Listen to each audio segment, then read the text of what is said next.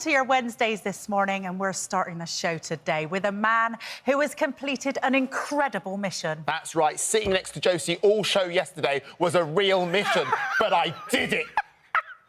Oh, sorry. It's a real-life Forrest Gump. His name is Gary McKee. He ran a full marathon every single day last year, completing his 365th marathon on New Year's Eve. And he is on his way to the studio now. Yes, he's an absolute fundraising hero. He's jumped out of planes. He's walked across hot coals. He's rowed the same distance of the English Channel and back. He ran 110 marathons in 2021. Have a seat. And in 2022, you've done 365 marathons, raising £1.3 million. Can we just give another Wow. Gary? You're an absolute legend, all while holding down a full-time job. It's extraordinary. Congratulations. Well done. Thank you. When they said, would you run into the studio, were you like, oh, for heaven's sake, must I? I didn't know if I could do the distance. Really? I mean, you were doing the full distance every day, 26.2 miles? Yeah. What made you decide you wanted to do this? I'd previously ran 100 marathons in 100 days and 110 in 110 days. And I knew that I could stretch myself further. And whilst you're doing that, you're raising funds for people who's going through a terrible time. So I just wanted to raise as much money as we could, and we've done that. So in 2022, you raised £1.3 million. Well done, you.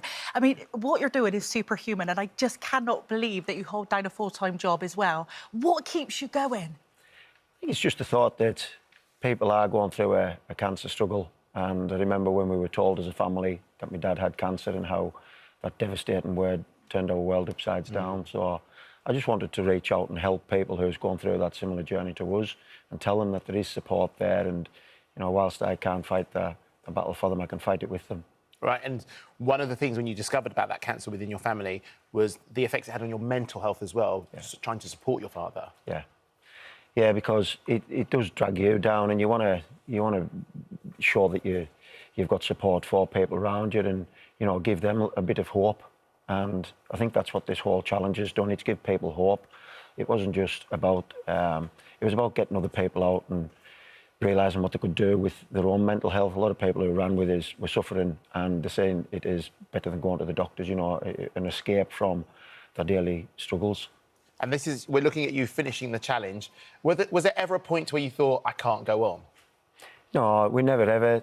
I used to be quite excited about who was outside. I didn't know who would be turning up, and you'd open the door and there'd always be somebody there. When we were setting off early in the mornings in the winter months with head torches on, you would see it was only when you got up to people you seen who was actually there, and it was always a great time. And we had lots of schools running with us, and the school children were always, you know, up for it. And Gary, I mean, you've helped so many people. What do they say to you because you have become a hero?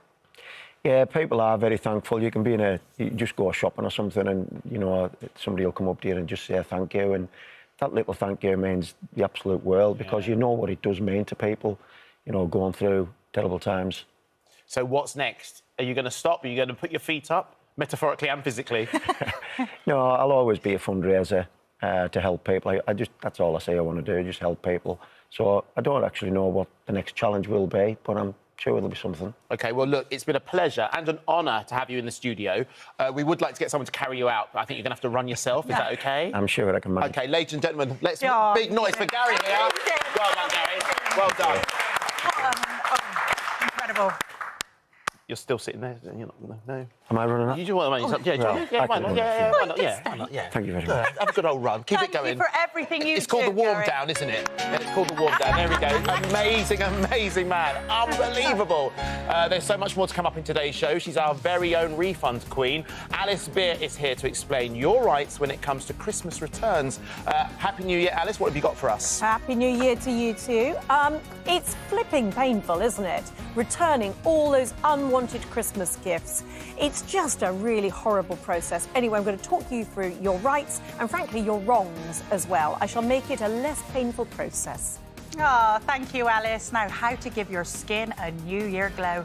Nadine Baggots has everything you need to know. Hi, Nadine. Sorry, I got a bit stumbled on your name there. And I know you very well because you give me so much good advice. Don't you worry about it, Josie. I have got the perfect way to get over a New Year face. We're going to detox, we're going to depuff, and we're going to de-stress puffy New Year faces.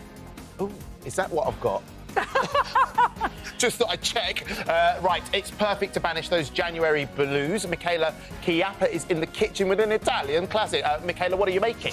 This is called uova in purgatorio.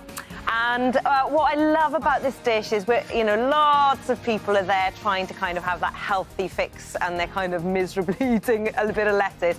This dish, it's all in one pan, probably with everything you've got in your store cupboard, and it's got eggs and chickpeas and tomatoes, and it's just delicious. And how do you pronounce the dish again, Michaela? Uova in purgatorio. Uova in purgatorio. Ah! Ciao bella, ciao bella! You got the Italian or you haven't, you know. And I've got a little bit of Italian there. As well as all of that, as one of the country's leading shoe polishers pulls their product from the UK, we've got a guide to shining your shoes at home at 11:05. Rugby legend James Haskell tells us all about his brand new book at 20 to 12. And he's here to give us a New Year workout. Joe Wicks joins us live in the studio at 12:15.